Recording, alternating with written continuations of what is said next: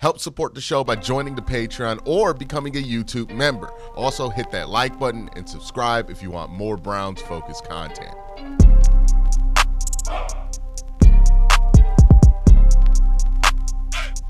It's time to get into the nitty-gritty, the bread and butter, the trenches of this draft class.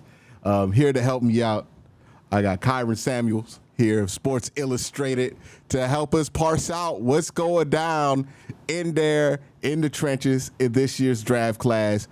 It's an interesting one because I think the depth in the draft class feels like it's at the interiors on both position groups, or at least a lot of the tackles some people project to be guards in the NFL.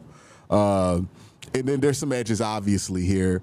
But what do you think about this class overall at those offensive line, defensive line position groups? Well, to me, the class is a little bit underrated. I think a lot of people are definitely correct when they say that this is not the highest blue chip or like five-star type prospect draft ever. I agree with that assessment, but I think there's a lot of guys that can come in and contribute immediately, and I think that that's rare. You know, people always, lose themselves in the traits and the tools and, measurements, but I think there's a lot of guys that are going to be able to come in and start, and I think we're going to get some really good starters year one, and I think that's incredibly invaluable, especially when you start talking about these teams that are contenders. You look at teams like the Ravens, the Chiefs, teams that need a plug-and-play guy to kind of maybe put them over the edge, and they're probably a lineman away from getting back to their prior form. I think this is the draft for teams like that. A team like the Rams that need a guy that can come in and start at tackle, maybe bump in or bump over the right tackle. I think there's a lot of guys in this draft that give you that ability and some combo ability, like you kind of alluded to. Some of these guys are going to be guards on the NFL level, but some are going to start a guard and kick out the tackle, or vice versa, start a tackle,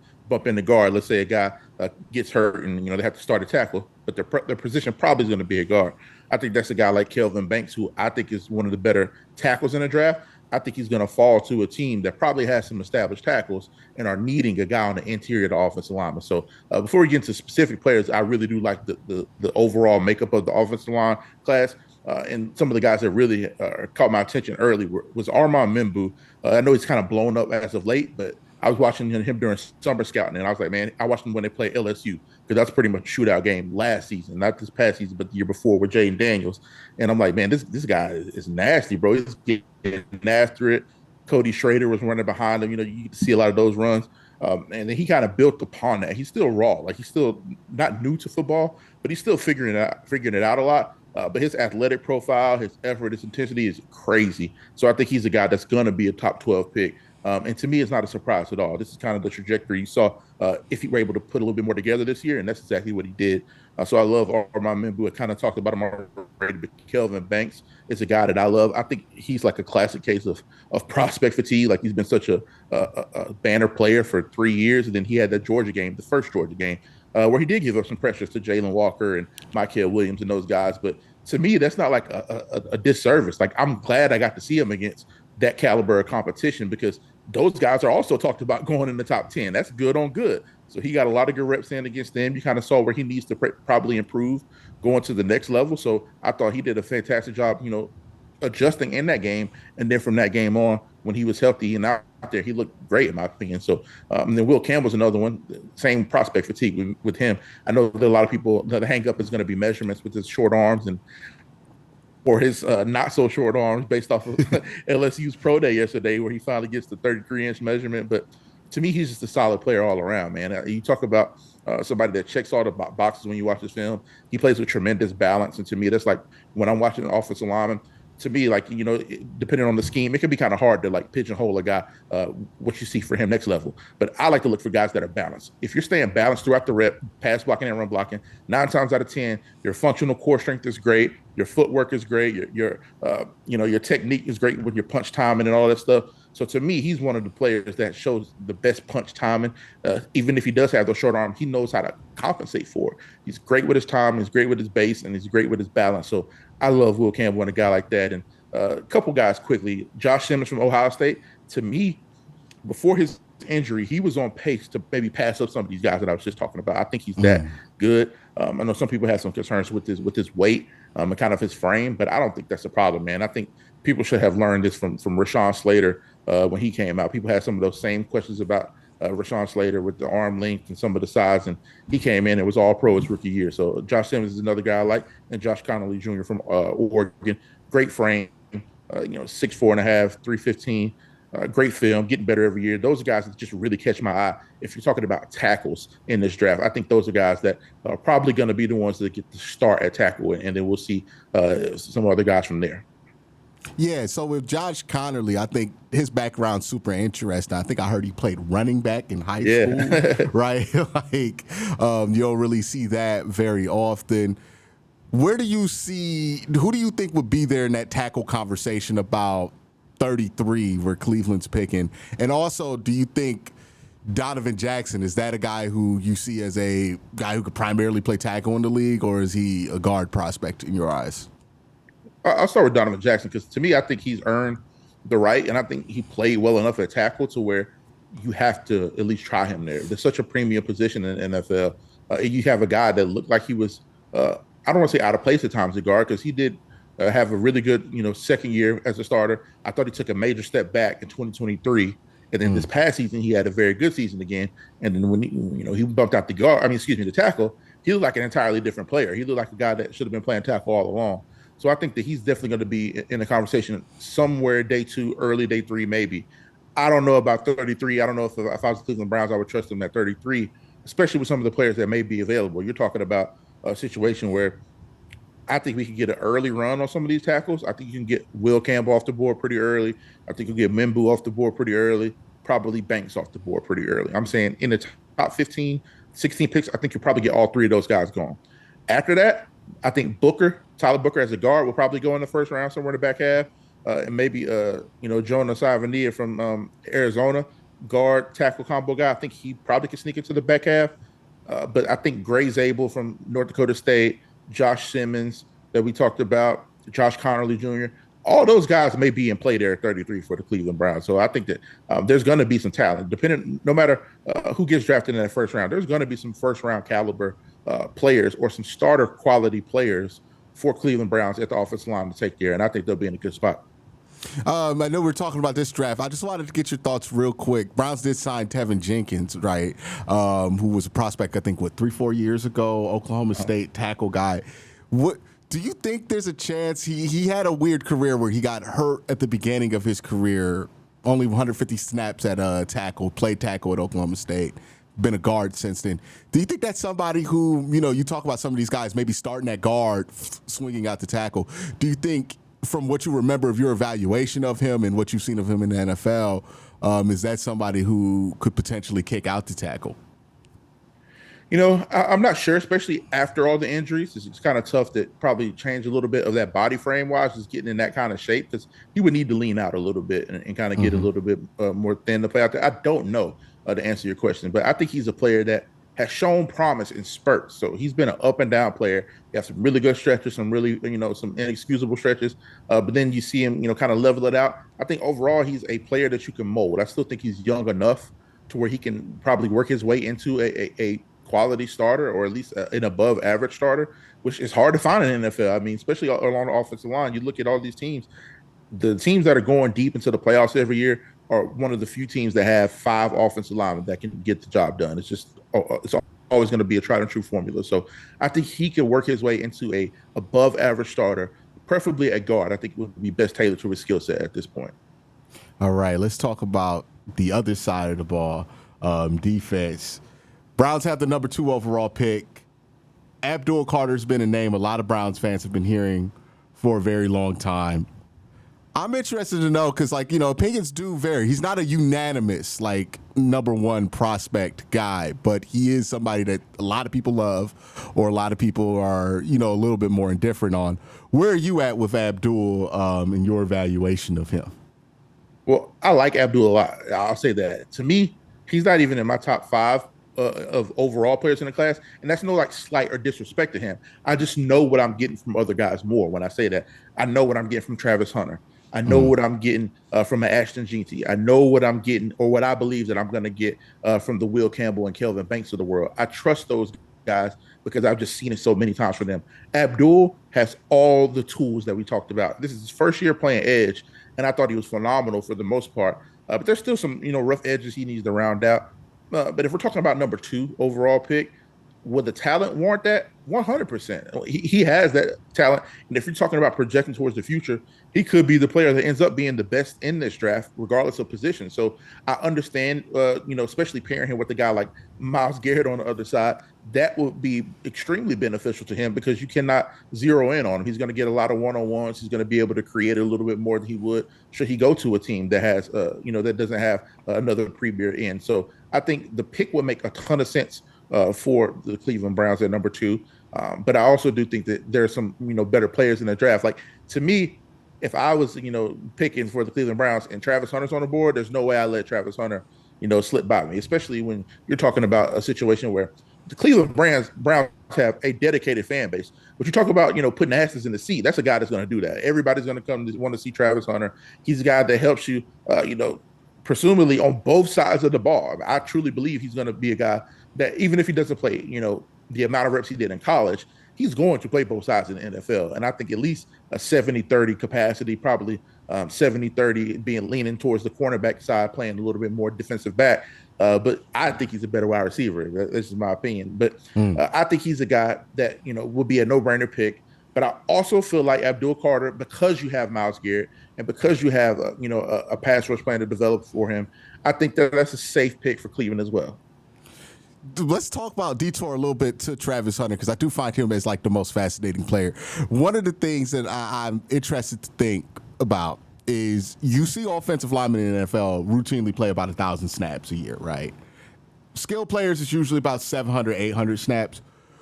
Do you think a skilled player can play up to about 1,000 snaps in the NFL? Like, what do you think stopping somebody from being able to break through that barrier as a non-quarterback, non-offensive lineman? Well, I think that, first of all, and this is beyond we talk about the player, the level of investment that people put into these players is probably the reason that we've never seen it before. I think there's maybe some guys that may have had some, talent to try or at least attempt, but you're paying a guy, let's say you're paying a guy $60 million to be a cornerback, you aren't going to risk him getting hurt on offense because of the investment that you made him playing on defense. I think Travis Hunter is a different case. He's a guy that I don't want to say that it can't be done because I said that for college. I was like, nobody's ever going to be able to carry that type of workload on both sides of the ball at the Power 4 level. And Travis Hunter proved me wrong there. He went out and did it, and it was something that I'd never seen before. And I hate that people try to liken, what Champ Bailey did and what Charles Woodson did and Desmond Howard and those guys. Because even all those guys had to come out and say, no, this kid, what he's doing and what he did is totally different from what we were able to do because he's playing full time on both sides of the ball. It's something that we didn't do. So I never thought I would see that. And I'm not going to say that I can't see it on the NFL level because Deion Sanders made a fantastic point the other day when he was talking about it. He said, the NFL game is a lot slower than the college game. So you'll get a lot more extended breaks. You'll get a lot more TV timeouts. You get a lot more in-betweens. So I think that would be an interesting thing for Travis Hunter. If he could do it at that level with the tempo of the college game, who's to say he can't do it at the NFL level because of the extended breaks? Yeah, and to add to that point that you brought up there, right, where people try to say, oh, well, this is what this guy did.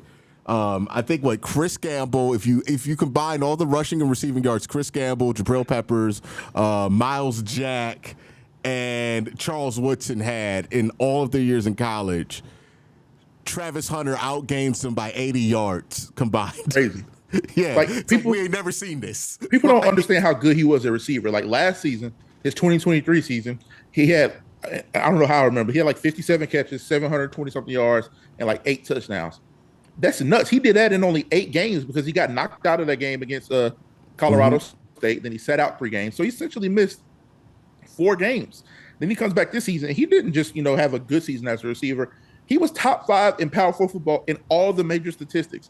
And you look at his contested catch rate, it's 48%. So he's literally a 50-50 deep ball guy. When you talk about throwing the ball down the field in that little frame, well, not a little frame, but he is not a Jamar Chase. He's not a Justin Jefferson big body type of guy. Yeah, not or like DK 220 Metcalf type guy. So the fact he's a 50-50 guy like that, and he has that yak ability, I don't think people truly understand how good he is at receiver. I think he's such a easy mover, such an easy guy. You talk about getting in and out of his breaks, acceleration, deceleration. I think he could come in and be not an all pro, but Pro Bowl level wide receiver year 1. I think he can get a rack easy. I think he come out there and you don't even have to make it difficult for him. He's a guy that you could throw 3-4 slants a game, couple of go balls, and he will make you like a smart person. I think he's that talented, that good. So Travis Hunter is a one of one, bro. I truly think he's become somewhat undervalued. He's going to go top 5 in the draft, so I can't really say it. But to me, in the discourse, he's become somewhat undervalued to me. I wonder if he becomes one of these players that, because the NFL didn't really understand or wasn't bold enough to jump on to that vision when he was out there, this gets somebody else, like a bunch of other players, like overdrafted because they're like, oh, well, we were wrong about Travis. Let's try to be. It's kind of like how Lamar has gotten a lot of players like overdrafted at times because it's like, well, Lamar broke the mold there. I think that's somebody like, he might be able to accomplish something that we've not seen before, and that's going to change how we view if this is possible, right? Like, that's the level of success he's had. I find it fascinating. Like, I don't know what team's going to do it, but I hope whatever team does is bold enough to say, no, we're going to try this out. We're going to try him out and see what we could do here and be creative about how we're going to divvy up the workload for him. Because I think somebody else brought that up. JP was like, the one thing he worries about is just the game prep week to week, right? Of studying for both sides of the ball. That might become something that might make this unsustainable at the next level. But let's see if he can do it. I'm all with you on that. Other edge rushers, right? We talk about guys who have the tools. Shamar Stewart, Texas A&M. He was a combine marvel. People worry about the 3.5 sacks career at Texas A&M. I know a lot of people say it's because of that surf technique that they were doing there. What do you make of a prospect like that, and how do you rate him as a prospect as far as like where you think is fair value for him in the draft? Well, I love Shamar Stewart. I'm probably much higher on Shamar Stewart than anybody you'll talk to. I wouldn't be shocked if he went in the top 6 picks. If the Oakland Raiders, Las Vegas Raiders drafted him at 6 and put him opposite Max Crosby, I'd understand it. Like, I think he's that talented. I don't think I did a mock draft, and I hate doing mock, so I only did one pre-draft, but I had him going 8 to the the New York Jets. I think he's just that talented, and I think he's that foundational of a player. When you watch his tape, yeah, he doesn't have the flashy plays. Excuse me, let me take that back. He doesn't have the flashy numbers in the quote unquote production, but you look at his pressure, you look at the way he's able to affect ball games without getting the stats. He's disrupting 8-10 plays a game, easy. And these are put on the tape against Will Campbell and Emory Jones Jr. at LSU. Put on that tape against Ole Miss. I mean, this guy is disruptive as they come. He's a guy that plays with great technique. He's a sound player first and foremost, and I think a little bit of that is the fact that he is playing 4-eye and having to do surf techniques. And this is the same thing with Michael Williams. We'll talk about him. Michael Williams and Jalen Walker and those Georgia guys. Those guys are doing the same thing. It's just the foundation of these defense that we see in the SEC. They're much more apt to let those guys be freaks, and then the guys behind them go make plays. And that's just the way those foundational defenses work. And to me, it sets them up for success on the next level. Got a guy like Trayvon Walker. People kind of shit on him in his career, but all he's done is get 10 sacks a year and be a solid football player because he has such a great foundation. If those natural tools ever catch up to where he is foundationally, Trayvon Walker, that is, he'll be a 15 sack a year guy, and he's already a 10 sack a year guy. To me, the foundation of a player like Shamar Stewart is so good, you can take the risk taking him in the top 10 because you know what you're going to get from him. He's going to be a guy that at the very minimum is disruptive, sets edges, frees up other players. Maybe you look back in 5 years and be like, hey, I wish we could have took him the back half of the first round instead of, top 10. But he's going to be a player that I don't think anybody's going to regret drafting because he's that talented and he's that solid of a player already foundationally. Are there any edges in this year's class that you like in the late day, like round 3 and above market for teams? Oh, yeah. Jared Ivey from Ole Miss. I love that kid. 6'6", like 284. Play a little bit of 4-eye, play some zero nose at times, play wide 9. He played a little bit of everywhere along that defensive line with Ole Miss. Pete Golden, shout out to my guy Pete Golden, defensive coordinator there. He's a little bit of everything, and he gives you some really nice pass rush ability from the interior. I think he's a guy that can line up in that 4-eye if you're a 3-4 or he can line up, as even a 4-3 hand in the ground edge and kind of get you some of that, the opposite pass rusher from your premier guy. I think he gives you a lot of versatility because of his frame and his athletic ability. He's a little bit lean for a 284 guy. He doesn't look like he's heavy at all. He carries the weight very well. He moves very well.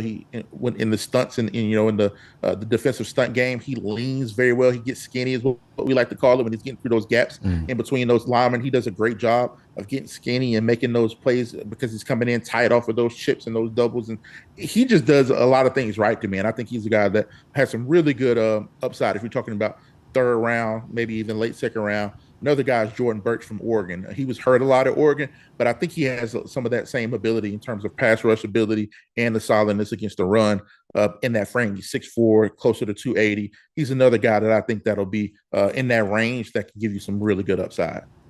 All right, let's kind of move it into the interior conversation here. What do you feel about, who are your favorite players in this defensive interior class? When I look at the interior of the defensive line, I think Mason Graham, I think he's been extremely overhyped. I'll just say that. Like, I love Mason Graham as a player. I think he's worth a first-round pick, no question. Some of these people that are like he's a bar none top 5 pick, I think we need to let's walk that back a little bit. Like, he has his hang up. He has some physical limitations to me that I would be wary of taking him top 5. Like, I think that's just crazy. I saw somebody compare him to Ndamukong Suh the other day, and I almost lost my mind. I was like, he's a very good player. He's a solid player, a fantastic motor, some really good, pass block ability. Pass rush ability. He does a good job of shedding in the run game. But he is a little bit light in the ass sometimes. He gets driven off the ball. He's a guy that, even though he plays with a fantastic motor, that comes at a downside sometimes, where he'll have to take 2 or 3 plays off. I think he's a good player that is a little bit overhyped. I'm just going to say that. To me, I think best case scenario, my pro comp for him was Kyle Williams, who came out of LSU a while ago. He was like a 4 or 5 time All-Pro. If he lives up to that, fantastic career. But I believe Kyle Williams went, I can't remember where he went in the draft. He didn't go top 5, didn't go top 15. He's a guy that went a little bit later, but he earned his keep. He plays tough, plays through the whistle. That's what I see from Mason Graham, best case scenario. Another guy that I like on the interior of the defensive line is Derek Harmon from Oregon. To me, he's very versatile. He's a guy that gives you a little bit of flexibility. You can play him, inside. I think he can play a little bit of shade. I think he's probably best as a 3 technique, and especially with his long arms. He has over 34-inch arms measured in at the combine. He's the guy that I love. Watch that Penn State tape. He's just disruptive, going crazy against them in the Big Ten championship game. So he's the guy that I really like. Another guy is Kenneth Grant from Michigan.